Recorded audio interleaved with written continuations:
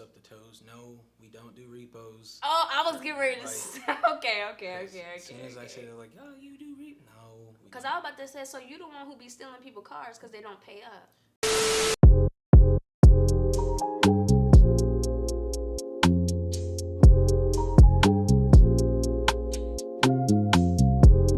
Welcome, guys, back to the Sit and Sip, the next season 2.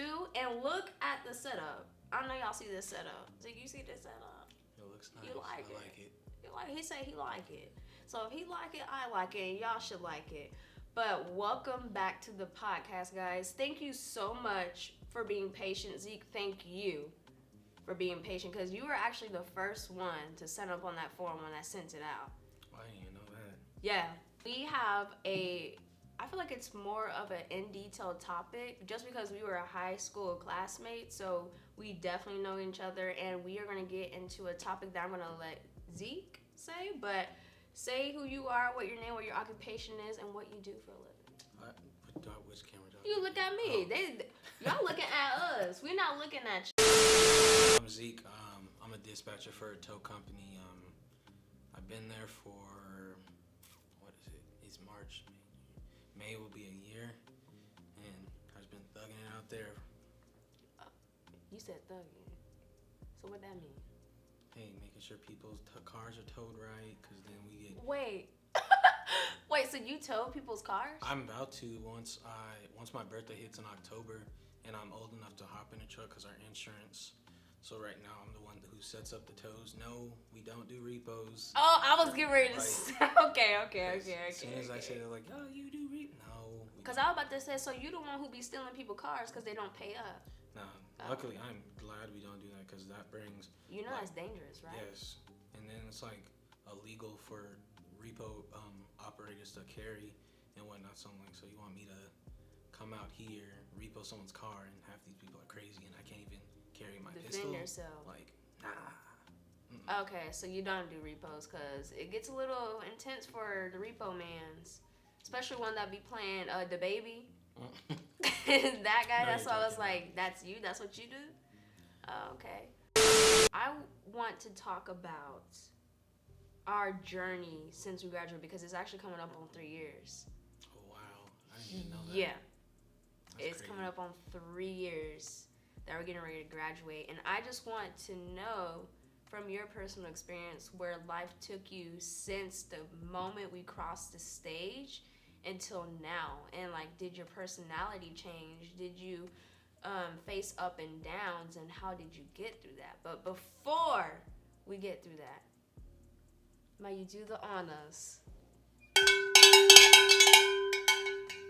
Okay, he said about 3-4 rings and put that thing down. I know this is called the sit and sip, so we are sitting down, but what are we finna sip on? And I asked you, and you said anything. So I said, okay, so show them what we're getting ready to drink, and if you drank it before, and if you like it. We're sipping on this Big Blue. It's gonna be my first time trying it, because I don't drink soda like that, so I haven't. Why you ain't tell me that? I mean, I'll drink it, but it's I prefer water, especially because I work in the hot sun a lot, so I'm like, oh, that's true. Water, I need water. What? That's why this not too big, so you can just like, Just a little shot of. Yeah. Just a little shot. He said a shot of the Big Blue. So that's what we're gonna be sipping on, y'all. And before we get like deep into the conversation, would you do the honors and pour your drink, then pour one? I hope y'all heard that. I don't know if y'all did, but Crispness. right. I don't know if they can hear that either. So Zeke, I want to ask you a few questions, and the topic, like I said, is us talking about our adventures so far, because I mean, technically it's like 2 years and some change, but it's getting ready to be 3, and I want to understand, like, what were your most challenges when we graduated, and what did you do to overcome that, and where you're standing now, and what do you plan to do after?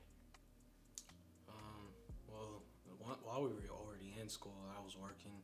So once I graduated, I just switched from part-time at my job to full-time. Like, I've worked so many jobs, but I'm content where I'm at now, so I ain't gonna be leaving anytime soon unless they like do me dirty or something. But I just been working, and then I tried the military out for a little bit, but that just wasn't my cup of tea. And I was like, And I want to ask you about that too. like I always said like I'd rather go to jail than go to the military. Damn. And then I was like, you know what? Where was I at? When I was staying in Heights, I was at what's it called? I was at Cheddar's picking up an order, and then I saw the recruiting office, so I was like, you know what? I was like, let me just see what I qualify for. So I was gonna join the Army, and then he set me up, and I went to MEPS, took the ASVAB and all that. I should have taken that test when I was in high school, because I was like, You don't remember any I of the was like, stuff? man, I don't remember none of this. And then I tried that out for a little bit, or nah, I didn't. I did my MEPS thing, went there, and then came back, and then the next day I came in, I was like, let me go to the Navy office real quick just to see what type of jobs I qualify for there, because I qualified for like 67 jobs in the Army. I was like, let me just see what I do in the Navy. So then they were like, oh, you got this, this, and this.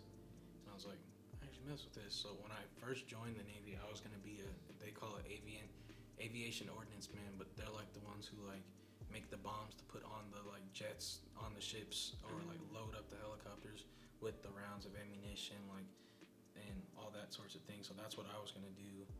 And then, yeah, I got out because it wasn't my cup of tea. I'm like, So, getting out, that process, I know you had to sign a contract, right? So how were you able to break that? it was, I forgot how they worded it on whatever the paper is called that you get out, but I got out while I was still in basic, like, towards the beginning. So, like, it was like I was in, but it Not wasn't like... yet, because you didn't graduate. Yeah, it wasn't like dead set, like, no, you're in. And I got out like towards like the first like week or two when I was in basic. I was What? like, Hold on. So what made you realize I don't want to do this? I think it was for more one, because one, basic training for the Navy, like no matter where you join from, is in Great Lakes, Illinois. And that's the furthest I've ever been away from like my family ever, like anytime. The furthest I want to say I've been before that was like Arkansas or something, because I was on a mission trip and we were helping like elderly people out, and I was sitting there and I was like, I can't do this. And then it's the thing of whole like getting in trouble for what other people do. Like that's one thing I've always been big on. Like you're not finna chastise me or discipline me for something someone else did if I'm doing what I'm supposed to be doing. And so that was one of like the key factors, and I was like, well, I tried it out. I didn't like it. I'm like, I still like, I don't want to say miss it, but like. Do you regret it, getting out? I mean, for the benefits, yes, because Right. I was like, I could have had, like, did my like 4 years, got my benefits, and been done with it. But that's really one of the only reasons, because I'm like, basically everything I could get there, I can get in the civilian world. Just have to pay a little bit extra. I'm like, military discount, that's like what, 10% at places. Yeah. That's like $1 or $2 off your bill. Like that's one of the reasons I hated working at restaurants. Like, oh, military discount, sir. It's only $1 and some change off your bill. Yeah, I'm gonna be honest. You do have some of those soldiers, airmen, sailors, whatever you call them, that are going to get that military discount. I mean, even I do it sometimes, but like, I might as well before I get the ID card taken away. So what? Okay, so you said that's what sold you that you're like able to like deploy to like different like countries and stuff. But did you ever try all the other branches and see if you could enlist with them? Yeah, the Army was my one. I had already had to. I just was waiting on a waiver for my neck tattoo. But then the Air Force, they were like, no, it's like it was literally like 2 inches too big for their neck perimeter standards. It could only be 2 by 2 inches. And like, yeah, yours is 2 inches too long. I was like, bro, are you serious? And I was like, but I guess everyone has their standards they have to uphold and whatnot. In the Marines, that was entirely, their basic training is 13 weeks. That's entirely too long for me. I was like, nah. I feel like the Marines, I feel like their like basic training, like curriculum, like the way that they go through basic training is like 10 times harder than any other branch. Oh yeah, I was like, they're gonna kill me if I go there. Yeah.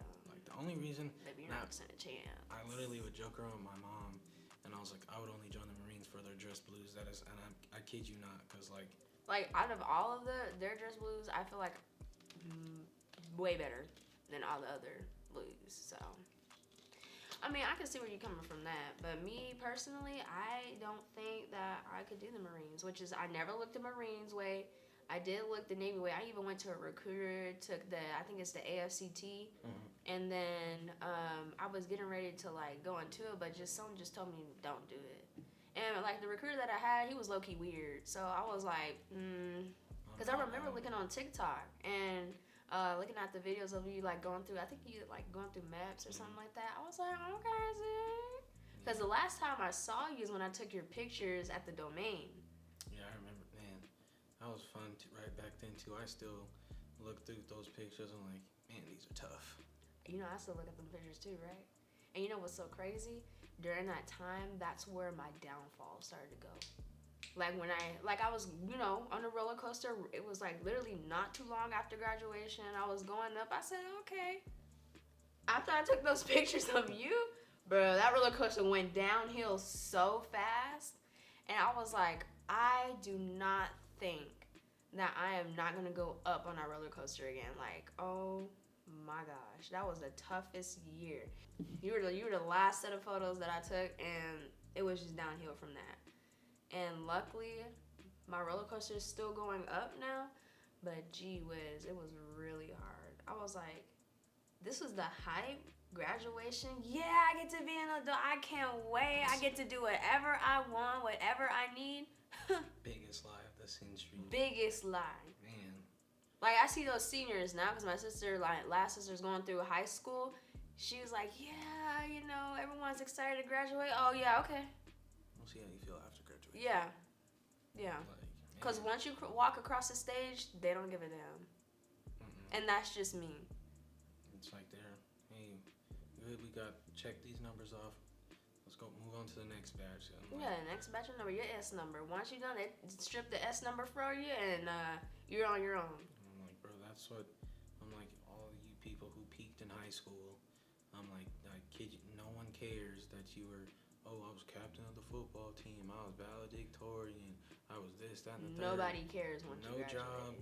Oh, you were valedictorian. Okay, next. Like, that stuff don't matter. They don't. Once you graduate high school. It's like, what can you actually do? Like, what skills do you have that you can offer a company? That's why I'm like... And I'm trying to figure out, why did our school district not teach us things like that?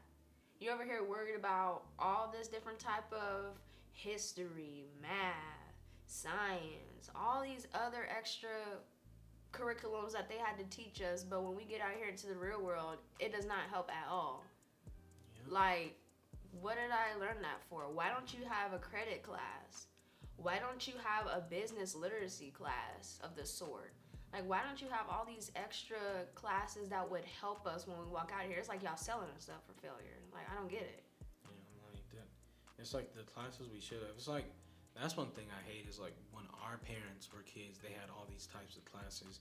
But it's like over the years, they took them away. Like the school I went to my freshman year in Round Rock, I was taking sign language as my foreign language. And then when I was moved up here, they're like, well, we don't offer sign language either, Spanish, French, or German. And I was like... I remember that. You said that because we had U.S. history, world history together. And I was like, you took sign language? I said, that's a language? Not over here. Yeah. And I moved down here, they're like, nope. And they wouldn't even transfer the credit. Your credit, right? I had to start all over. Yeah. I was a freaking, what was it? I was a junior in Spanish too. They're like, oh, you're in here because you failed. I'm like, no. I'm in here because y'all don't have sign language here. Right. Like, big difference. That's one thing I wanted to pick up and learn again was sign language. I still know my alphabet and whatnot and a couple of phrases, but I want to be able to like be fluent in it. I just feel like the whole grade school, us like, oh yeah, it's so cool. No. Now, Zeke, I look at the world so much different. Man.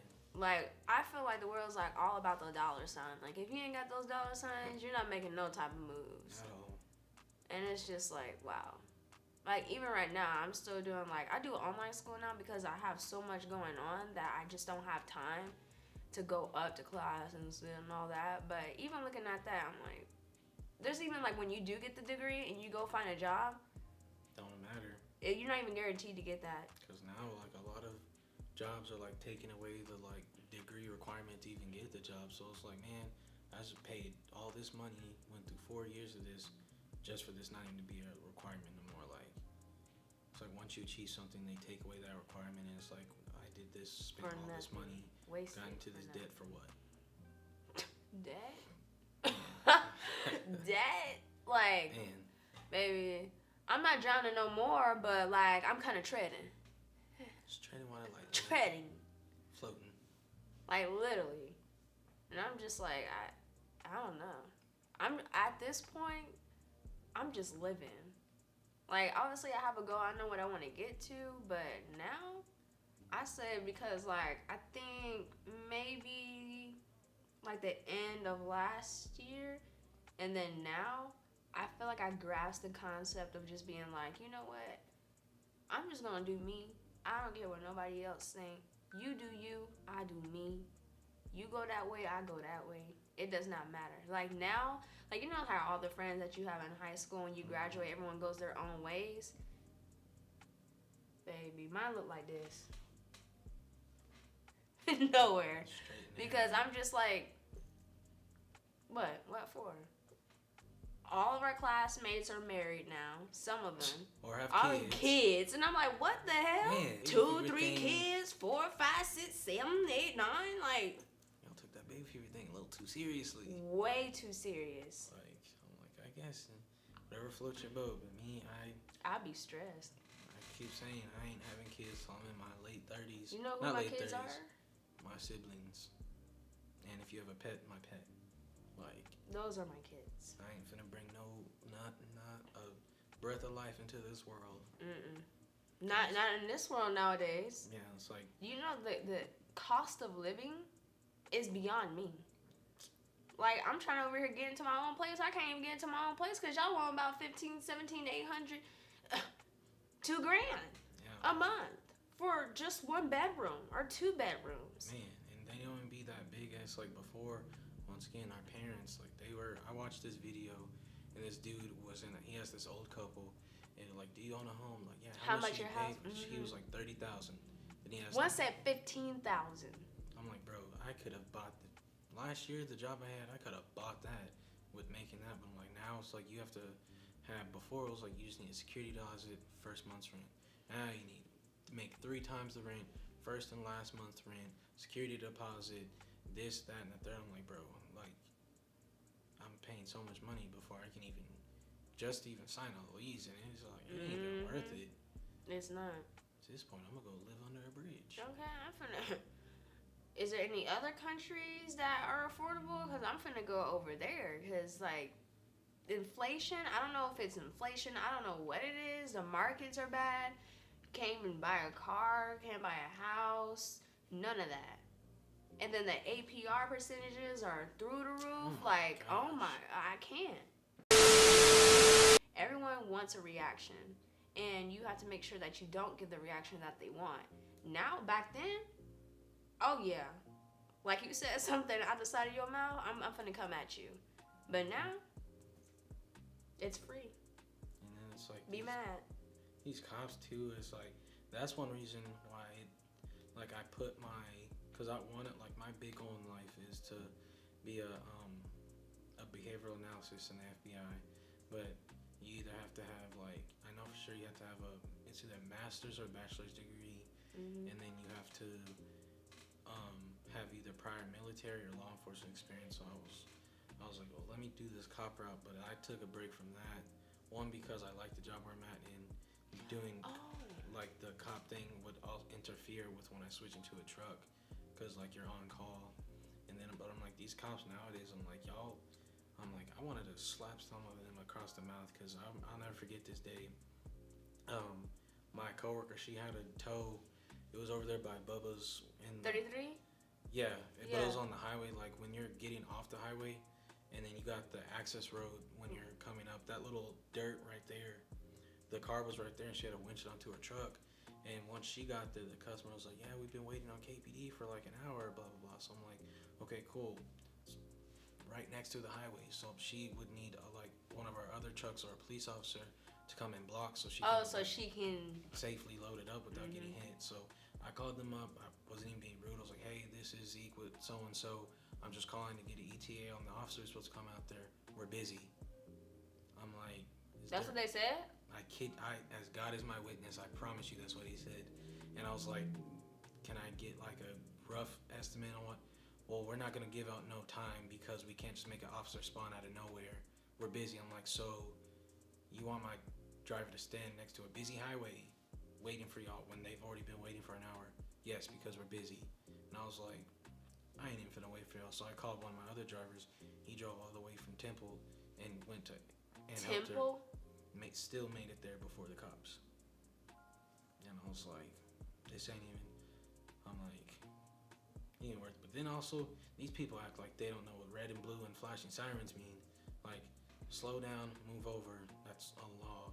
Like we had a rotation the other day, and my coworker's taking me home. It's actually the same coworker, and she got a rotation. Those for like towing companies. If y'all didn't know, like they have a list of all the tow companies in the area who are on that list. And when like let's say someone gets into an accident, and they're like, "Okay, call who's next in line." They're like, "Hey, we got a either accident, arrest, whatever.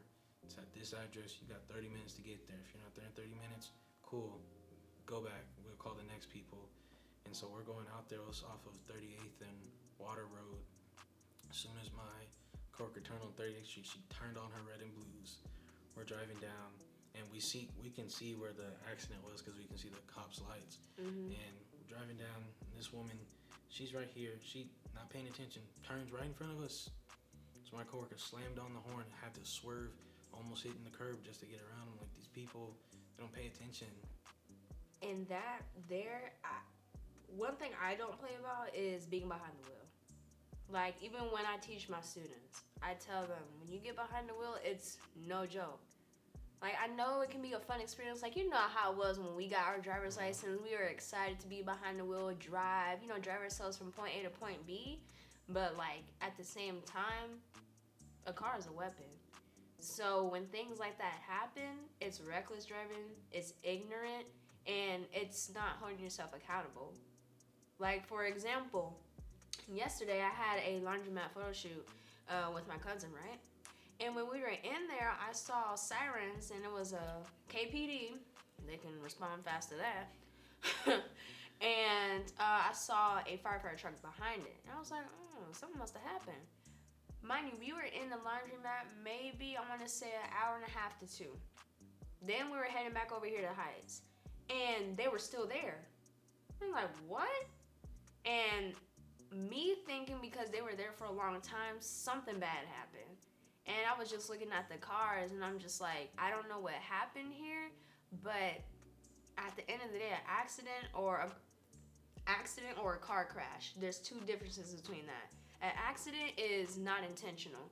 A car crash is intentional. Because if someone is under the influence or intoxicated behind the wheel and they end up crashing into somebody, that's not an accident. Because when you made that choice to get behind the wheel, you're a high-risk driver. You knew what state that you were in. So that's a car crash. An accident is maybe a medical emergency. Someone has a seizure. Someone is having a heart attack. They don't mean to crash into anybody. So I feel like maybe that was an accident. But these drivers nowadays are wild. They're reckless. So that's why every single student that comes to this classroom, I'm like, I need you to understand this. Because it's not a game. Like, that person who turned in front of y'all, imagine if your coworker didn't have that fast reaction. Y'all would have plowed right into them. She would have died because all of our trucks are like F550s and above. So it's a big boy. So it's like it's. And not to mention, because it's a 450, right? You have that whole back compartment that what is it? Kind of like what's that word I'm looking for, Zeke? Help me. The hooks. The hooks, right? So that whole machinery that you'll have back there, it adds more pounds on there too, right? They're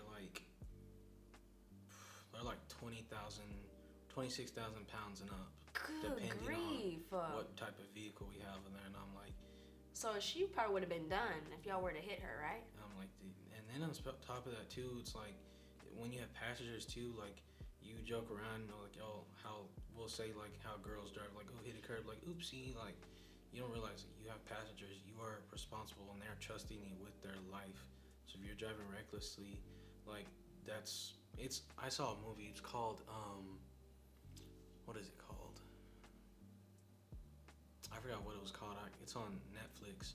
I was just driving it, but I was just watching it about this dude and his wife. They're out with their friends, drinking and whatnot, and then the husband is driving home, ends up looking over, but they've also been drinking, runs red light, they get into an accident, and then their friend, he died, and so her wife sued them, and he ended up going to prison. And for that, I'm like, that's another instance right there. Like, y'all could have towed y'all's car home, called an Uber. Call a Lyft, call a trusted friend that is sober to come get y'all. Like, making a decision like that, you are 100% selfish. Like, completely. Like, if you had 1 or 2 drinks, okay, I get it. Let's say you go to, for example, I'm going to use myself. So I went to Joker's not too long ago. And obviously, now that I'm 21, I was like, yeah, let me get that margarita. Because I cannot do hard nothing. I just don't like it. I get you. I like sweet, and that's it. Like, I don't even drink like that.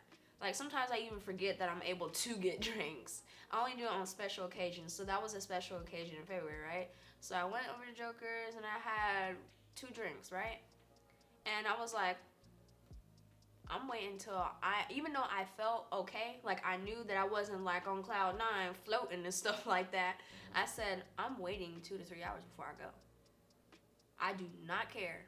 If you close, that's fine. I'll wait outside. Yeah. But I'm not going to get behind the wheel, start my car, and say, I can make it home, I'm good. Because you just never know. So it's being accountable for your actions and having self-discipline. And believe it or not, even people who are older than us, they still don't understand that. They're ridiculous. So, I don't know. It just brings me back to the world is soft. Like, no one wants to take accountability for their actions. They always want to try and, victim blame, point, it's because of this, he didn't know. Stop making an excuse. Stand up. Like, if you said something, stand on that. Grow a pair. Take accountability. Okay, what they say, Zeke, stand on business? Yes.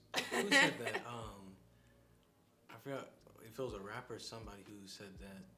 But, yeah, how they said stand on business. Stand on business. Like, you said can't even do that. Stand on it. Like, you can't take it back.